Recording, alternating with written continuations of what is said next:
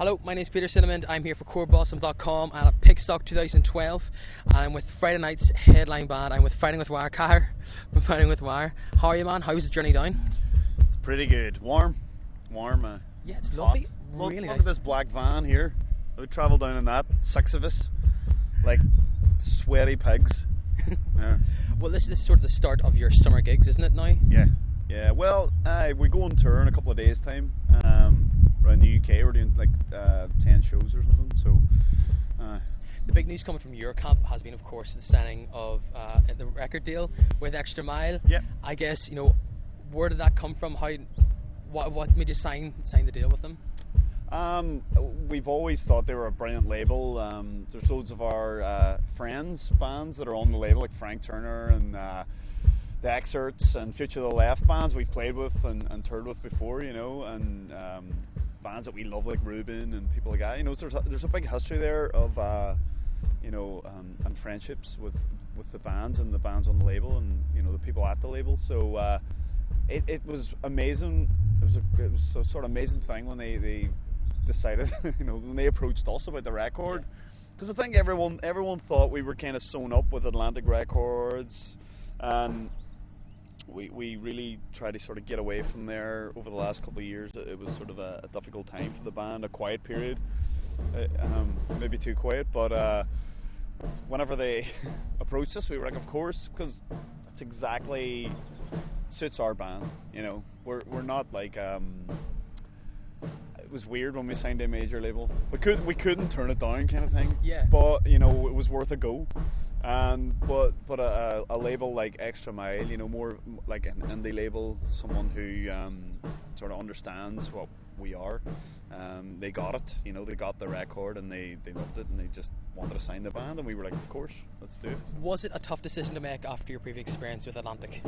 Not really, because when you're dealing with a massive corporation like Atlantic, it's faceless. It's weird.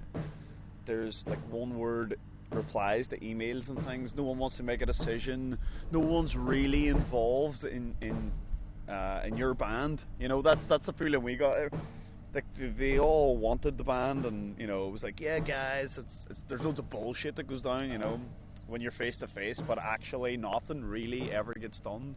I suppose the one thing we could take away from Atlantic was the fact we got to do the record in Nashville with Nick Raskulinecz, and that was an amazing thing for us.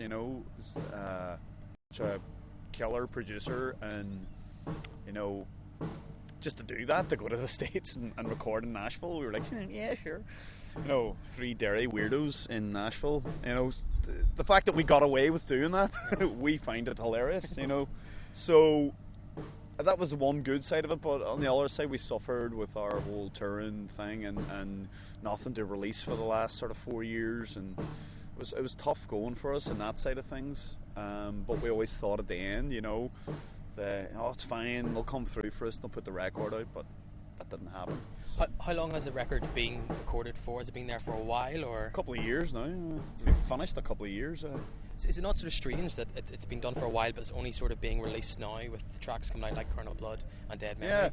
Yeah, it's weird because they're new tracks to everyone else, but to us, we've been sitting on the record for the last couple of years, just playing it to some friends and family and going, we really did record a record, I swear, and playing it to them, and they're going, why are they not releasing this? Is great, So it was weird, but we're sort of past that. It was very stressful for us because, to be honest, a few times the band nearly just stopped existing, and I can see why a lot of bands have gone to a major, and the major have just like destroyed their career and they've stopped existing, And we were like, let's just, so many times. We were close to it before Extra Mile stepped on, and hence why we were going to give the record away for free.